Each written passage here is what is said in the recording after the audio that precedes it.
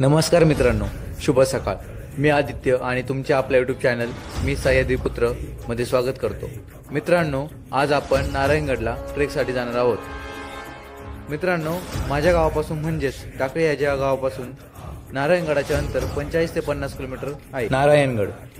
नारायणगड हा पुणे जिल्ह्यात असलेल्या जुन्नर तालुक्यातला नारायण गावाजवळ राष्ट्रीय महामार्ग 60च्या पूर्वेला आहे। नारायणगडाच्या पायथ्याशी म्हणजे कुशीत असलेले गडाची वाडी नावाची वस्ती आहे। मित्रांनो, नारायणगड हा एक गिरिदुर्ग आहे। नारायणगडाचा हा समुद्र सपाटीपासून उंची 876 मीटर आहे। मित्रांनो, नारायणगड हा किल्ला दूरवरून ओळखला जातो तो त्याच्या 2 शिखरांमुळेच।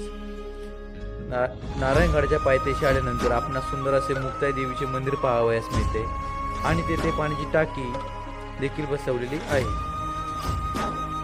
दूरवरून दिसणारा शिवनेरी आणि आजूबाजूला असणाऱ्या अंबाली कल्याणांचा समूह आहे।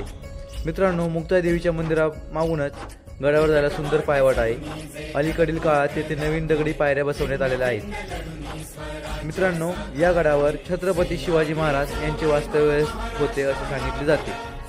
तसे जर पाहिले तर जुन्नर शहराचा इतिहास अत्यंत प्राचीन असल्यामुळे आपण नारायणगड हा मध्ययुगातील आहे असा अनुमान लावू शकतो।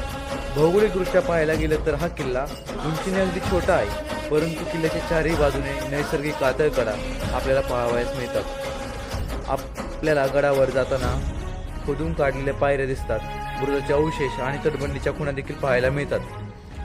किल्ल्यावर पूर्वी नारायणाची मूर्ती होती असे काही उल्लेख देखील मिळतात। या गडावर पुरातन लेणे व पाण्याची टाकी आहेत। गडावर पोहोचल्यानंतर गडावर 2 पायवाटा फुटतात, डाव्या बाजूला आणि एक उजव्या बाजूला।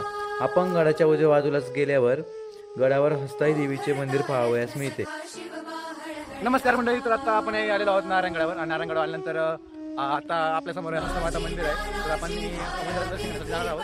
तर मित्रांनो, तुम्ही पाहू शकता नारायणगड हा शिवकालीन गड आहे आणि बाकीच्या किल्ल्यांवर म्हणजे जुन्नर जी देशातली भारत देशातली आणि ती बाजार रक्षणासाठी किंवा इतर किल्ले रक्षणासाठी त्या नारायणगडाची निर्मिती केली गेली होती। आणि आता नारायणगडावर आल्यानंतर असं जास्त काही नारायणगड पाण्यासारखं नाही, पण नारायणगडावर असलेली पाण्याची टाके, तिथील मंदिरे किंवा इतर जुन्या पुरातन काळातला अवशेष आहे, तर आपण ते सर्व पाहणार आहोत।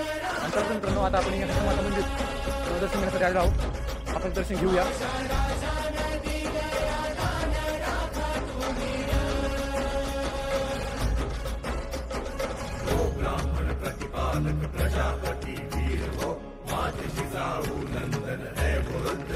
मित्रांनो, आता आपलं दर्शन घेऊन झालेलं आहे आणि आपण बाकीचा किल्ला पाहण्यासाठी पुढे निघणार आहोत। तर चला आपण बाकीचा किल्ला पाहण्यासाठी जाऊयात।